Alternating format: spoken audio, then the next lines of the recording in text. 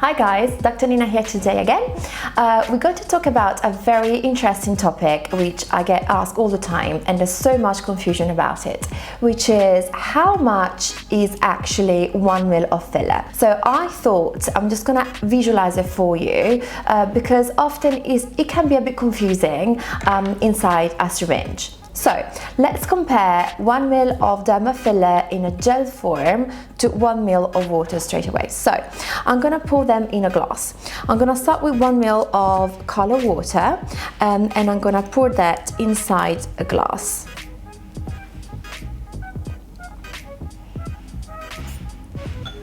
Okay, all done. Then I'm gonna take 1 ml of my derma filler syringe of hyaluronic acid, and I'm going to start to put it in a spoon. Right, that's done. So some people can actually be quite surprised by the fact that 1 ml of derma filler actually only takes 1/5 of a spoon, which is actually quite small. I'm gonna put it inside the glass now, and I'm gonna add some color so it can be even more visible.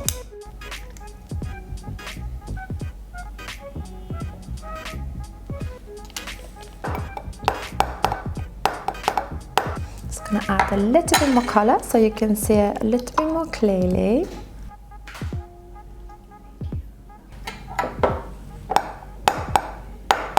This is 1 ml of liquid and this is 1 ml of gel, which is our filler.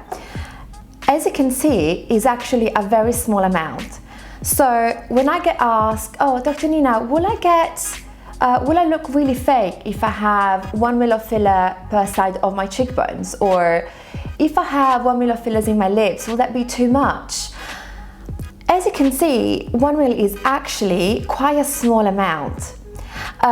So the answer is no, but obviously it depends, first of all, who injects it. So it has to be injected in the right place, in the correct anatomical and aesthetic place. Second of all, also the filler varies based on which area of the face we want to inject it. For example, on the cheekbones, where the filler has to be injected on the bone to give a nice lift, we want a thicker filler.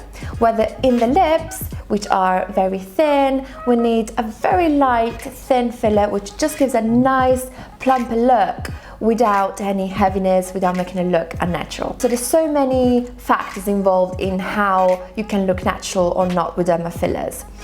But also, this I think massively helps to answer the question, oh, Dr. Nina, can you just leave whatever's left from my cheeks? Can you just inject it somewhere else in the face?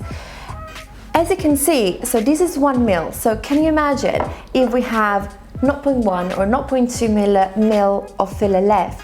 It's a tiny, tiny, tiny amount. So it actually makes no sense or no difference if we inject it in another part of your face.